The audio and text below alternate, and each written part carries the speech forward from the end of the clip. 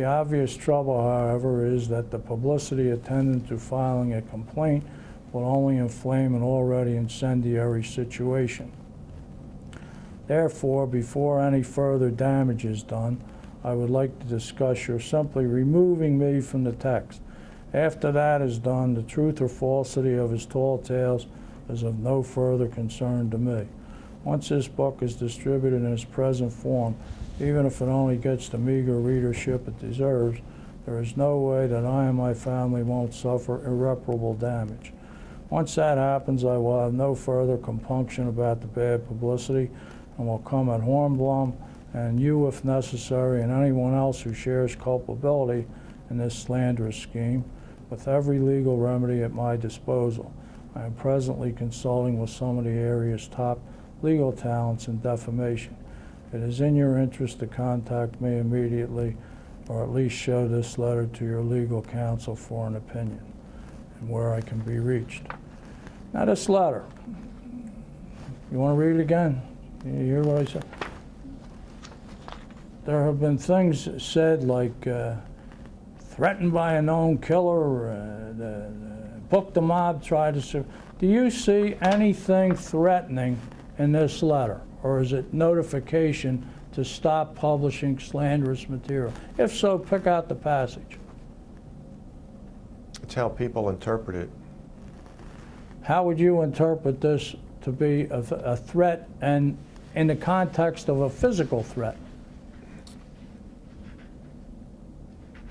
The context of a physical threat is part of Mr. Berkery's reputation.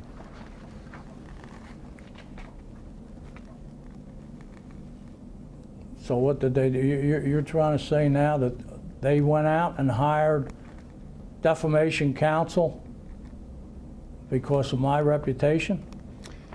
They went out to an outside counsel because they were threatened with a lawsuit by a convicted felon, something that is probably unprecedented in their history. This was their first organized crime book, or true crime book, to my knowledge, that they were publishing. But that's the trouble, Mr. Hornblum. It wasn't true. That's why they dropped it. You just don't get that.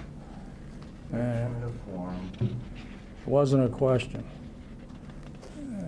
Their reply was, "Dear Mr. Berkery, we received your May 28th letter on June 1st and are looking into the issues you raised. Although some copies of the book were shipped prior to our receipt of your letter, we have put a hold on all future shipments, have canceled scheduled promotional events for the book, and are working to recall the shipped copies pending the results of our investigation.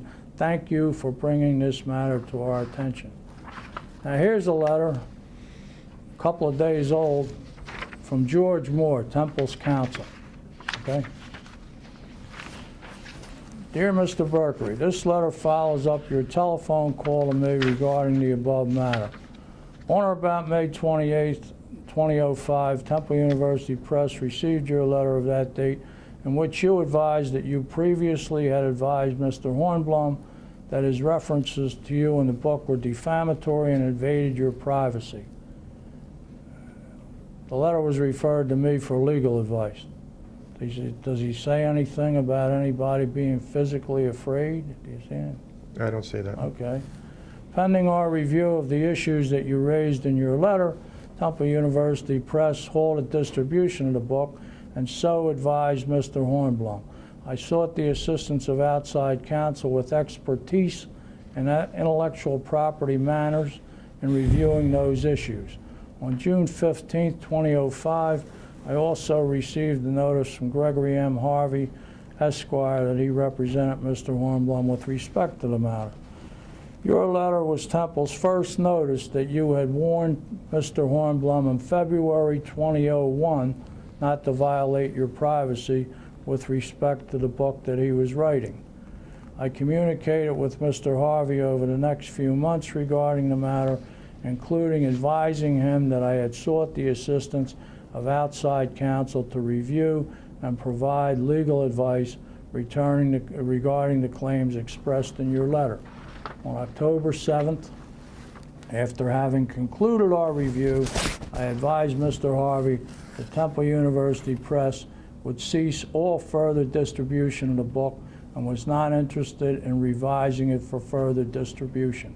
Temple thereafter entered into and concluded negotiations to terminate the rights of Temple Press to publish the book and assign the copyright and right back to Mr. Hornblum.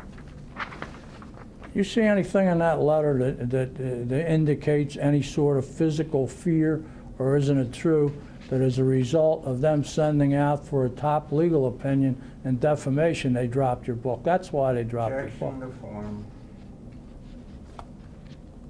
You understand the question?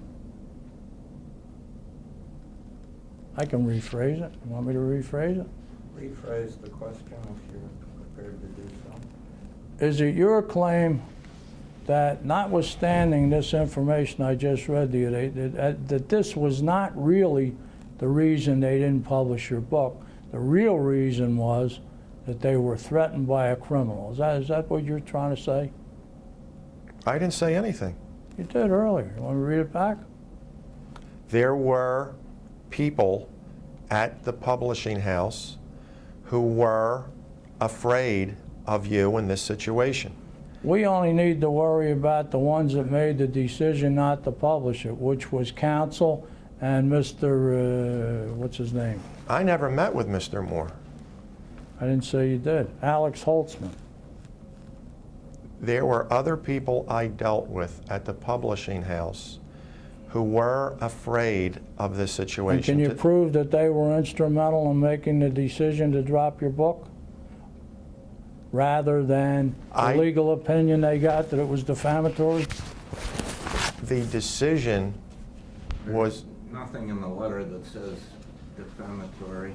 That is in Mr. They only sent it out for one reason.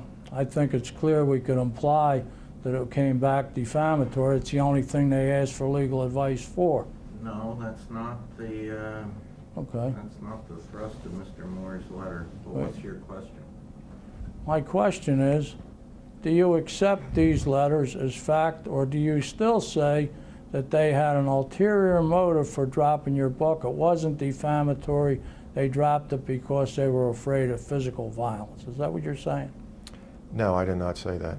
Well, what did you say? I said there were a number of things that went into their decision, one of them being the threat of an expensive lawsuit, and there were other people who I dealt with who were afraid, physically afraid.